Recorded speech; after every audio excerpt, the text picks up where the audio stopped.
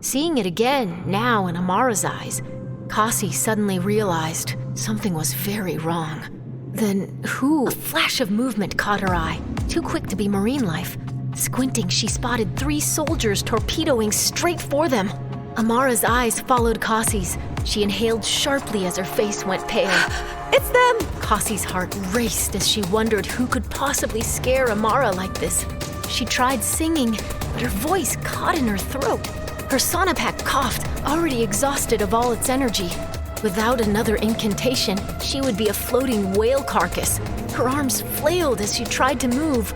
Amara had already powered her suit and blasted off, slicing through the water. Kassi! I can't see you! You with me? Ama, help! Kassi's mind rattled through her siren meditation exercises. She scanned her body for tension. Everything was tense, so she tried to focus on the awareness of her surroundings. Sight, smell, sound. It was all chaos. Nothing calmed her ragged pulse, not even the calming rhythm of their spoken Avaic. Uneven breathing prevented her from sustaining a single note that would power up her sonopack. Without it, Kassi's only option was to hide. Her eyes frantically swept the seabed for caverns. There! She dove, muscling herself downward in her pressurized wetsuit. Stroke after heavy stroke. She could almost reach the entrance. Her fingertips stretched to grab hold of the rocky lip when a strong hand lurched forward and seized her arm. Kassi shrieked as she spun to face a square-headed man with a flattened nose and a face like a bucket of smashed crabs. Looking into his menacing eyes, Kassi kicked and squirmed to break free. He held on, his grip like carbon steel. A woman with a brunette pixie bob and a weasel face caught up to him. Swimming alongside and aiming a square-paneled, shoulder-mounted sonic cannon directly at Kassi's head.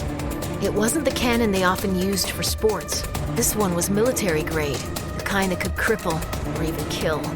The woman's mouth creased into a thin-lipped smile. Desperation swept over Kassi as she twisted, kicking against the man's chest with all her strength. But she couldn't slip his grasp. The woman sent a high-frequency sonic pulse directly at Kassi. Thin as a needle, hot as white-blue flame. Sound pierced the helmet and ruptured something in Kassi's throat. An explosion of lightning pain flooded Kassi's body. Her neck was burning like fire, the rest of her body cold and pale as if on the brink of extinction. She gasped for air.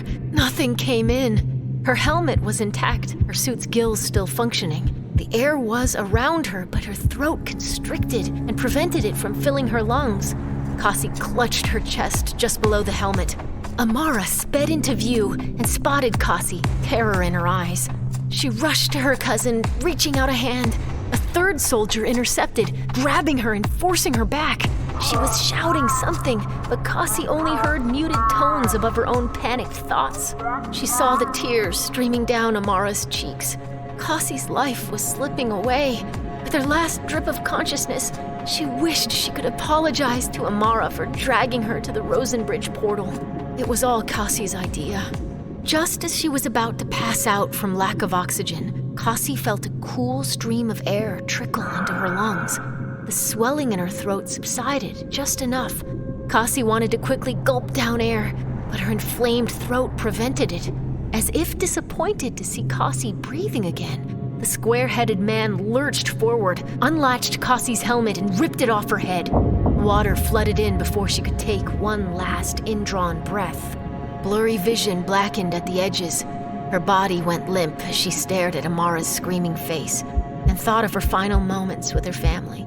Her last words to her mother were spoken in anger. She would never get to say goodbye.